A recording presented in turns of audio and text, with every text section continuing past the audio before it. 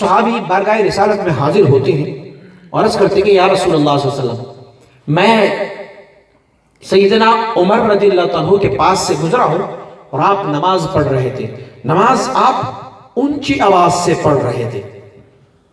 پھر میں سیدنا ابو بکر صدیق رضی اللہ عنہ کے پاس سے گزرا ہوں اور آپ جو نماز پڑھ رہے تھے وہ نماز خفیہ پڑھ رہے تھے۔ گویا نماز تھی جہری نماز، اور جہری نماز میں ایک صاحب لاؤڈ سے اونچی آواز سے نماز پڑھ رہے تھے اور ایک صاحب تھوڑی دھیمی نماز پڑھ رہے تھے۔ صحابی کنفیوز ہو گئے، دونوں تو صاحبان ہے، دونوں حضور کے برگزیدہ صحابہ ہے۔ ایک حضور کی وہ یار ہے کہ جس کی ساری نیکیاں اتنی ہے جتنی آسمان کے تارے، ایک وہ یار ہے جو سارے آسمان کے تارے بھی ملائے جائے تو ان کی ایک نیکی کے برابر نہیں ہے۔ تو کیا کروں؟ اس نماز کو کس طریقے سے میں پڑھوں؟ ان کو فالو کروں، ان کو فالو کروں، کس کو فالو کروں؟ لیکن فالو کرنے والا تو ایک ذات موجود تھا، ہمارے اور آپ کے پیارے آقا محمد مصطفیٰ صلی اللہ علیہ وسلم۔ آپ کے بارگاہ میں حاضر ہوتے، یا رسول اللہ میں نے یہ منظر دیکھا، تو مجھے آپ فرما دیجئے کہ میں کیا کروں؟ اونچی آواز سے نماز پڑھوں یا کوئی دھیمی آواز سے نماز پڑھوں؟ فرمایا بیٹھ جا۔ سیدنا ابو بکر کو بھی طلب فرمایا اور سیدنا عمر کو بھی طلب فرمایا۔ فرمایا ابو بکر آپ نماز کیوں دھیمی آواز سے پڑھ رہے ہو؟ تو عرض کی یا رسول اللہ اسی لیے دھیمی آواز سے پڑھ رہا ہوں کہ میں جس کو سنانا چاہتا ہوں وہ سننے والا بھی ہے اور دیکھنے والا بھی ہے، تو مجھے اونچی آواز سے پڑھنے کی ضرورت نہیں ہے۔ حضور نے فرمایا ٹھیک ہے صدقتا۔ فرمایا عمر آپ کیوں اونچی آواز سے نماز پڑھا رہے ہو یا پڑھ رہے ہو؟ اونچی آواز سے کیا ضرورت ہے اتنی اونچی آواز سے؟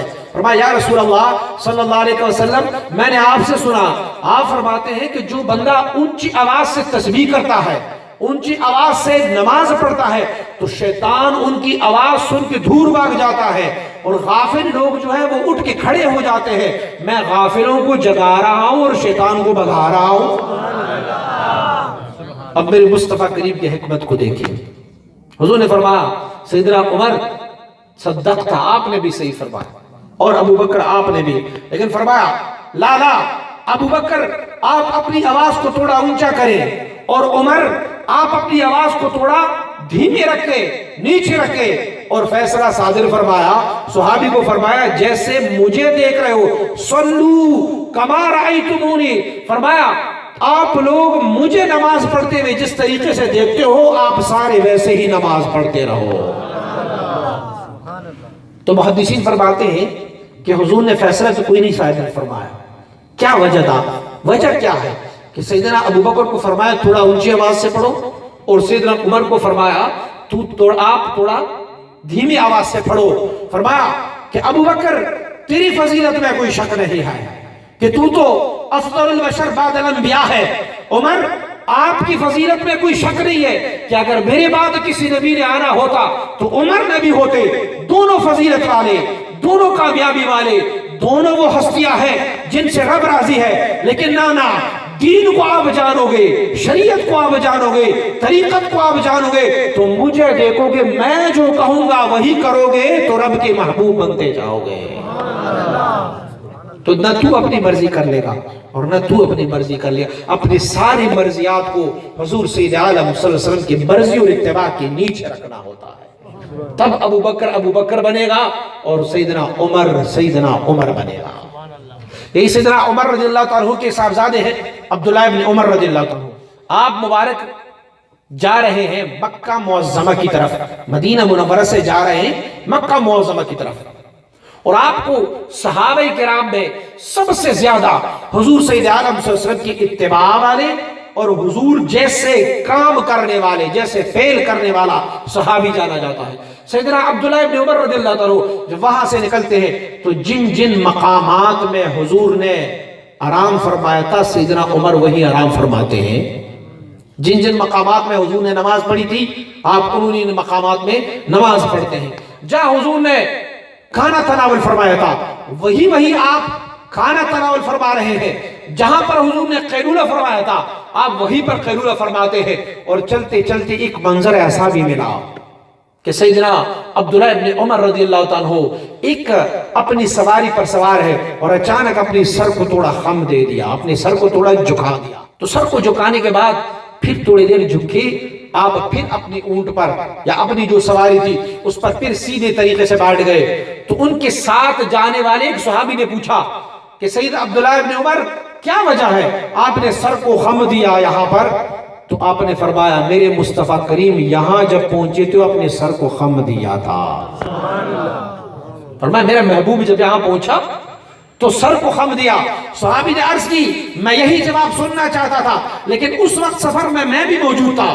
یہاں پر ایک درخت اور درخت کی ایک ٹہنی جھکی ہوئی تھی. حضور جب یہاں سے گزر رہے تھے تو وہ ٹہنی جو درخت کی تھی وہ حضور کے سر سے لگتی تھی.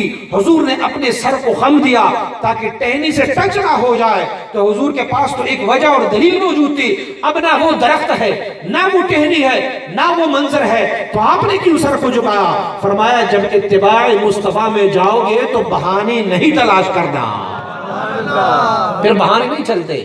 بس میرے مصطفیٰ کریم نے یہ عمل کیا تھا. اور عبداللہ ابن عمر رضی اللہ عنہ فرماتے میں نے بھی یہ عمل کیا. امام عبد الوہاب شعرانی رحمۃ اللہ تعالی نے ان کا ایک تذکرہ کیا ہوا ہے، وہ ہمیں سمجھانے کے لیے کہ آپ دیکھیں کہ ایک فانی اگر فانی سے محبت کر لے تو اس کی اتباع میں کتنے جاتے ہیں. قانون یہ ہے فطرت کی نا کہ جب ہمیں کسی سے محبت ہو جاتی ہے تو ہم محبوب کی ساری اداؤں کو اپنانے کی کوشش کرتے ہیں. میرے محبوب کو یہ رنگ پسند ہے میں وہ رنگ اپناتا ہوں، میرے محبوب کو یہ کلر پسند ہے، میرے محبوب کو کپڑا یہ پسند ہے، میرا محبوب جوتا یہ پسند کرتے ہیں، فلاں یہ پسند کرتے ہیں. ان کے ساری پسند کو اپنا پسند رکھ لیتا. تو کہیں لیلا اور مجنون دونوں ایک سفر پر جا رہے تھے اور لیلا اپنی ہودج میں بیٹھی ہوئی تھی، مجنون ساتھ چل رہا تھا. تو اچانک لیلا نے آواز لگائی کہ رک. بس مجنون رک گیا.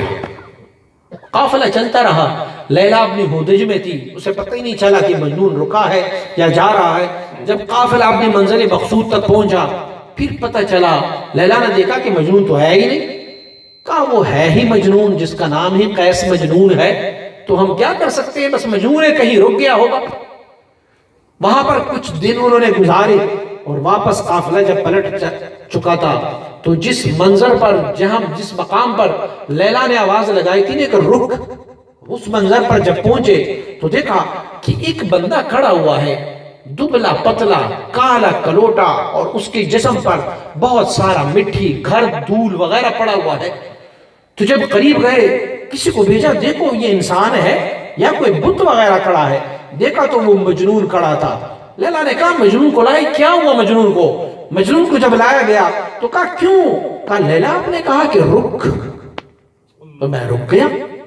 کہا اللہ کے بندے میں نے تجھے نہیں کہا رک، میں تو اپنی اونٹ کو کہہ رہی تھی کہ رک، میں اپنی اونٹ کو. فرمایا کلام العاشقین جو ہوتے ہیں، عاشقوں کے لیے جو کلام دیا جاتا ہے، فرماتے اس میں بہانے نہیں چلتے. آپ یا سیدھا اونٹ کا نام لے کے کہہ دیتی کہ میری اونٹ رک جا، جب آپ نے کہا رک تو یہ میرے لیے حکم طور میں رک دے گیا. تو معنی یہ ہے کہ حضور سید عالم صلی اللہ علیہ وسلم کی اتباع میں جو جاتے ہیں اس اتباع میں بہانے کوئی نہیں چلتے، بس وہ اتباع ہی اتباع ہو جاتی ہے. آئیے سیدنا عثمان رضی اللہ عنہ کو سنتے ہیں کہ سیدنا عثمان رضی اللہ عنہ کو ذی النورین کہتے ہیں. ذی النورین، دو نوروں والا. اور مشائخ فرماتے ہیں کہ دو نوروں سے مراد حضور سید عالم صلی اللہ علیہ وسلم کے دو صاحبزادیاں جو آپ کی نکاح میں آئی تو ذی النورین ٹھہرا، لیکن علماء راسخین نے ذی النورین کی کوئی اور معنی نکالی ہے. آپ فرماتے ذی النورین، دو نوروں والا. ایک وہ نور جو شاہراہ ولایت کا نور ہے اور ایک وہ نور جو شاہراہ کمالات نبوت کا نور ہے.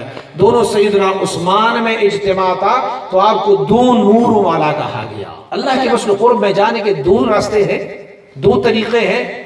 ایک کو شاہراہ کمالات ولایت کہتے ہیں اور ایک کو شاہراہ کمالات نبوت کہتے ہیں. سیدنا ابو بکر صدیق رضی اللہ عنہ سے جو شاہراہ منقول ہے وہ شاہراہ کمالات نبوت ہے، اور سیدنا علی المرتضی رضی اللہ عنہ سے جو منقول ہے وہ شاہراہ کمالات ولایت ہے. لیکن سیدنا عثمان کی فضیلت کو دیکھو کہ رب کائنات نے اسے شاہراہ کمالات نبوت اور شاہراہ کمالات ولایت دونوں کو ملانے کا ایک منبع بنایا، تو رب کائنات نے لوگوں کی زبانوں پر ان کا نام بھی ذی النورین رکھا۔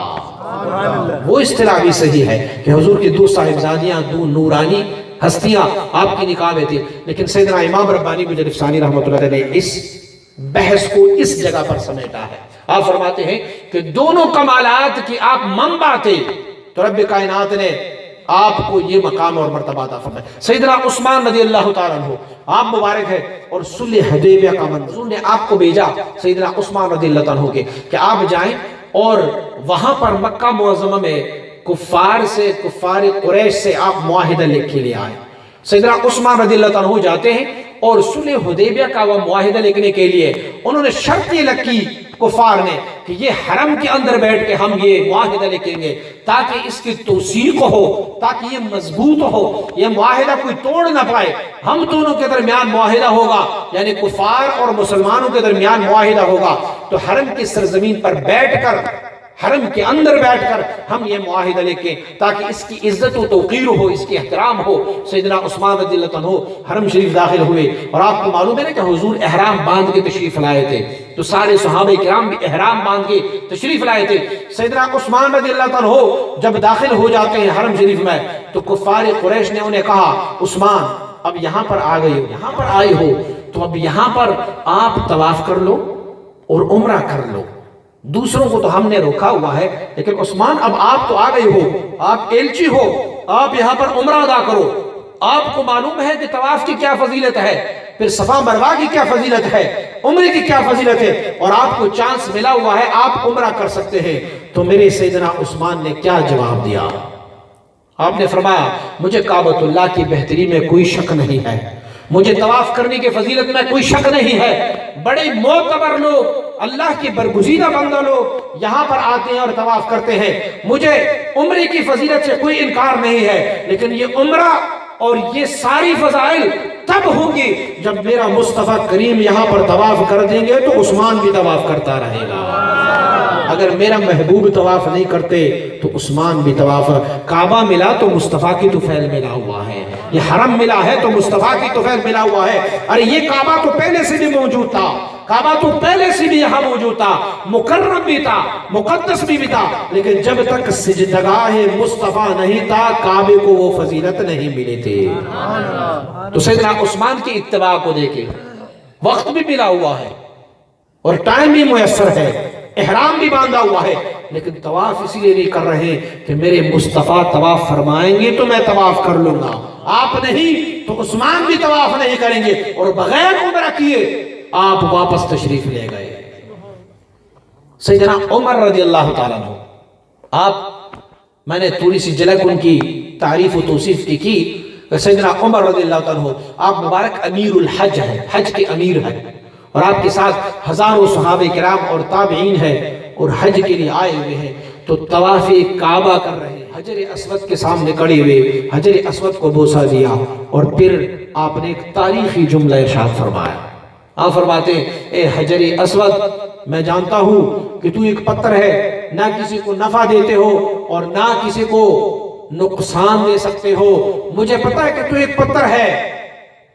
اب یہ بات بھی ذہن نشین کیجئے کہ یہ سیدنا عمر رضی اللہ عنہ کا قول ہے کہ پتھر نفع اور نقصان نہیں دے سکتی، لیکن حضور نے ایک اور قول بھی فرمایا۔ حضور فرماتے ہیں کہ حجر اسود کو قیامت والے دن متشکل شکل دی جائے گی، اسے ایک شکل دی جائے گی، اور وہ شکل ہر وہ بندہ جس نے حجر اسود کی طرف استلام کیا ہو، حجر اسود کو ہاتھ لگایا ہو یا حجر اسود کو بوسہ دیا ہو، تو قیامت والے دن وہ بارگاہ الہی میں گواہ ہوگی کہ ربا اس بندے نے استلام کیا تھا مجھے، اس بندے نے مجھے بوسہ دیا تھا، اس بندے نے مجھے ہاتھ لگایا تھا۔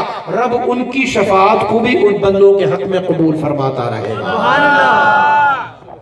لیکن سیدنا عمر رضی اللہ عنہ نے کسی اور نظریے کے تحت فرمایا ہوا تھا کہ تو پتھر ہے، تو کسی کو نفع نہیں دے سکتی، تو کسی کو نقصان بھی نہیں دے سکتے، لیکن اے پتھر میں جانتا ہوں تیری فضیلت میں کوئی شک نہیں ہے، تو کعبۃ اللہ کے اندر فٹ ہے، یہ تیرے لیے فضیلت کافی ہے، تو جنت سے آئی ہے، یہ بھی تیرے لیے فضیلت ہے، ساری دنیا کی مخلوق تجھے عزت و احترام دیتے ہیں، تجھے تقریب کرتے ہیں، پتھر تو وہ پتھر ہے جنہیں میرے مصطفیٰ کریم اپنے چادر میں اٹھا کے کعبۃ اللہ میں فٹ کیا ہے، پتھر تو وہ پتھر ہے جیسا سیدنا ابراہیم علیہ السلام نے بھی کعبۃ اللہ میں لگایا ہوا ہے۔ تیری فضیلت میں کوئی شک نہیں ہے، لیکن اے پتھر سن، میں تجھے اسی لیے نہیں چوم رہا کہ تو فضیلت والی ہے، میں اسی لیے نہیں چوم رہا کہ تو کعبۃ اللہ میں فٹ ہے، میں اسی لیے نہیں چوم رہا کہ تجھے بڑے بڑوں نے بوسہ دیا ہے، عمر تجھے بوسہ دے رہا ہے، صرف اسی لیے کہ میں نے اپنی حبیب کو دیکھا تھا کہ تجھے بوسہ دیا کرتے ہوتے تھے۔ نعرہ تکبیر!